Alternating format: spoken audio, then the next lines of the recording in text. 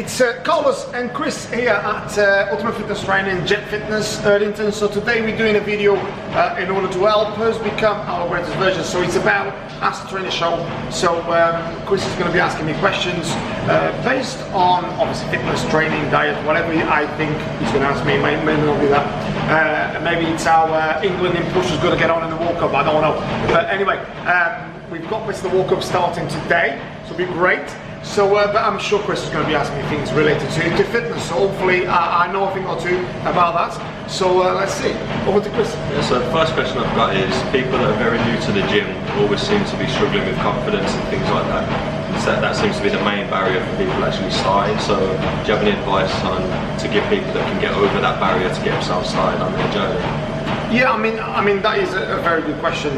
Obviously, most people that want to get fit, lose weight, try to become a best version of themselves, obviously they join gyms. And don't take me wrong, I mean, it can be a very intimidating place. I mean, here in Erdington we've got a fantastic facility, we've got a great team. What we do really, one of the things we do as a team really, we are very non-intimidating people. So we're very friendly, we help beginners coming into a non-intimidating environment. We offer a lot of different sort of classes that are very much for beginners as well, for advanced as well. But obviously for beginners is one of the main classes we do, and that kind of like breaks the barriers. So the advice I can give to beginners is obviously find the right gym to join, find the right team to work with. Obviously a lot of places that you go to are very full of obviously very ego driven people. So I imagine like a beginner that never seen a gym before, or ever entered the gym before, entering a place where full of muscle man and guys grunting. Don't take me wrong, I mean, me or Chris or guys that have been in the game for a long time might not feel intimidated by that. But a lot of like people that are beginners that have never really done it, it can be very, very intimidating. I'll give you a story. When I began to play the guitar, obviously by all means I'm not great playing the guitar, but I began to learn how to play the guitar, and believe it or not, I wasn't good at all. I'm not good now anyway, but when I actually began to do it, I mean, I went in the classroom, there must have been like 20 people there, and believe it or not, I actually felt a little bit intimidated because I was the beginner, and all these guys have been doing it for a long, long time, so I felt a bit like awkward, not so much intimidated, but kind of like as if, what the fuck, everyone's looking at me thinking, these guys haven't got a fucking clue. So that in itself made me feel like very much vulnerable. And that's, imagine like people that come into the gym, obviously they may be very much so health conscious and appearance conscious. And obviously when you come to a gym where, obviously full of people, we can sometimes obviously overwhelm them. So tips for that, obviously find the right gym. Secondly, find the right team and ask questions as well, because believe it or not, like anybody, like me, like Chris, like anybody that started in a gym, there's the first day. So I had to enter the first gym session myself. So I had to initiate, no one comes out knowing all. So we all learn every single day. So that's one of the tips I'll give you guys. Next one we've got, so people that are trying to choose a gym, is there anything that they need to be looking out for when they're trying to choose a gym that's sort of right for them and a good fit for that person? Or? Yeah, I mean, we live in an environment now, it's not so much finding the right gym, I think people find the right price. I think 9 times out of 10 what people do tend to ask when you find the right gym, is it big enough and how much do you pay? People love the fact that, obviously when I say love the fact, I mean gym memberships and years ago were a lot more expensive than what they are now. Now you've got gym memberships as little as $10.99, $12.99. I know some of them for a limited amount of time, but still a lot of companies out there offering those sort of deals, if you like. I mean, one of the things I'd advise people when you're looking for the gym, not just price, because sometimes you say, for instance, you pay $10.99. I've got an example, I'm not going to name any companies, but there's companies out there charging $10.99, $12.99, and there's probably about 200 people on the gym floor at peak times. You won't be able to train because you'll be literally asking people, have you finished with this, have you finished with that? Because they do charge $12.99, but you cannot basically exercise.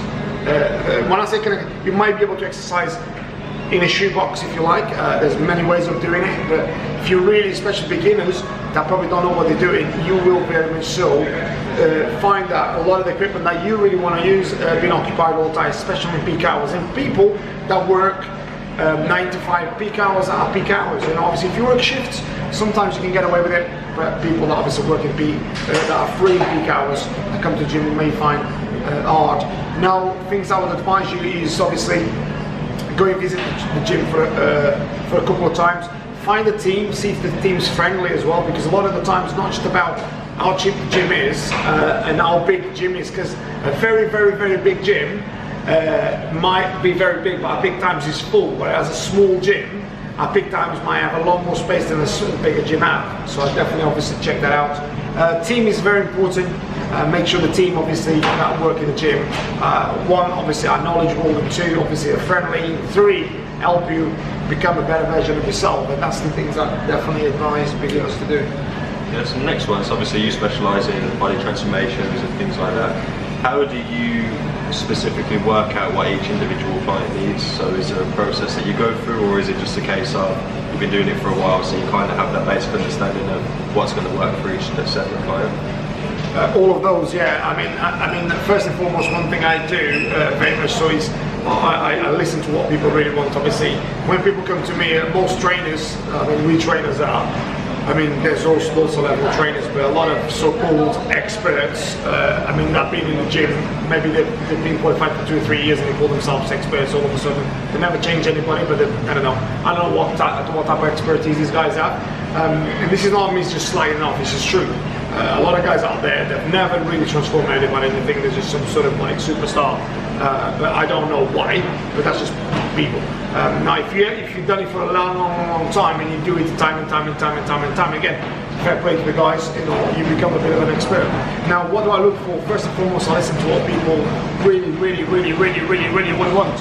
What they actually want, not what I want for them. It's what they want. And then what I attach a very small amount of incremental change in goals. So I usually say, people come to me, they say, I want to lose 3-4 stone, okay? I mean, 3-4 stone is a massive goal. So obviously I don't even think about a stone, I think about a little incremental change, which is 2 or 3 pounds a week. Then obviously then I attach goals to their physical ability, like it could be glute tests, it could be accomplish a session for 30 sets. Third week it could be accomplish a session for 40 sets. Fourth week it could be reduced their body fat by 10%. So I always attach goals every single week, so they're constantly trying to meet their goals. And then one of the things I do, which is I'm massive about, is making people accountable. Now, if you don't make anyone accountable, I'll tell you, you are pissing against something. Because people are very much so, they think, oh, I'm going to get a trainer, all of a sudden I'm changing. No, if you get in a trainer to help you get there, you've got to do the work. So I can't do nothing if the person doesn't work. So I've got to make sure the person's working towards the goal. And that really helps people get there. And obviously there's other tricks I use. I wouldn't like to be telling you all my tricks, but I can tell you that there's a lot of ways to get there. Obviously there's a lot of guys out there as well, like me, but we get people in top shape. I'm not saying I'm the only one or the better one. I'm just the one that does very well with the people I work with. That's it, really. So next one I'm looking into is basically you specifically have all of these different routines for clients. How does that differ from your own training? Oh yeah, massive. I mean, I train, well, I can tell you, I mean, it's quite funny really, because obviously I train all sorts of different people, okay? I mean, I train people that, you know, can't do much in terms of functional training. I train people that can't do much in terms of strength training. I train people that are fantastic on both. I train people that are athletes, I train people that are footballers, I train people that can barely run on a treadmill. So as a trainer, it's very crucial for you to not only think about you as a trainer, what I can do. If I was training my clients the way I train, I think half of them will probably collapse. Or they'll probably get injured very soon, okay? Now, how does that differ from my training? I mean, my training is very simple now. Obviously, I'm not competing this year. I do a mixture of functional training and weight training. I don't particularly want to get any bigger or any smaller.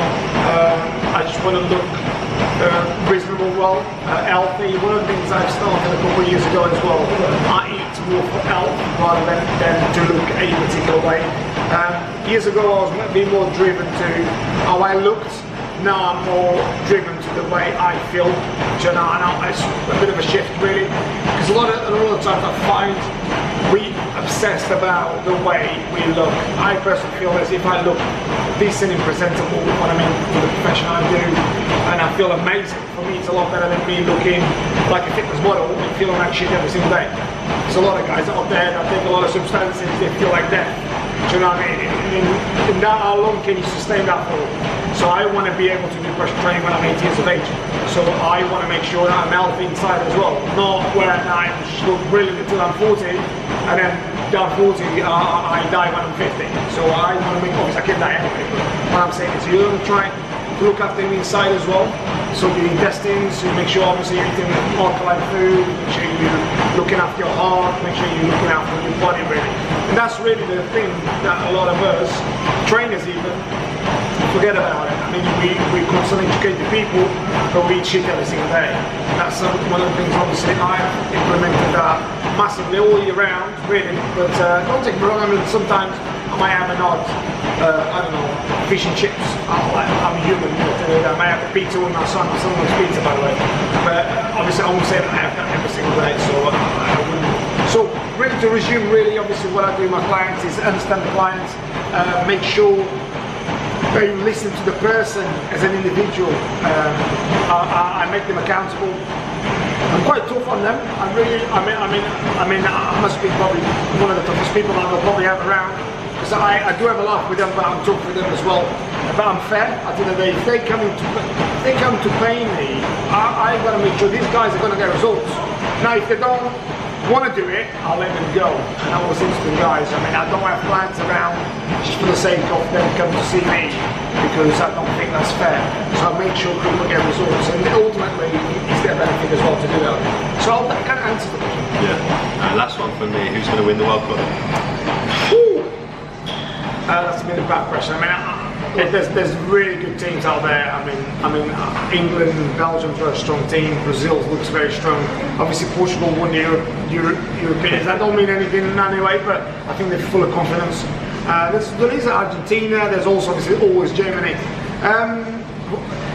At the moment, I've got a feeling that Brazil will probably do it, but that you know, they look on paper, they look very strong. But as we know, it's not a league. You know, you win the first 2 games and you're kind of through really, and then after that anything happens. It's almost like a cup final every single game. But I'd go for one team. I'll go Brazil. What are you? England. You're going for England. Patriotic, gotta be. Cool. So that's there we are. So it's another video, guys. As we always do, all these videos very humbling. Obviously, I'm a very humble guy. So is Chris. So it's here to help you guys become your best versions.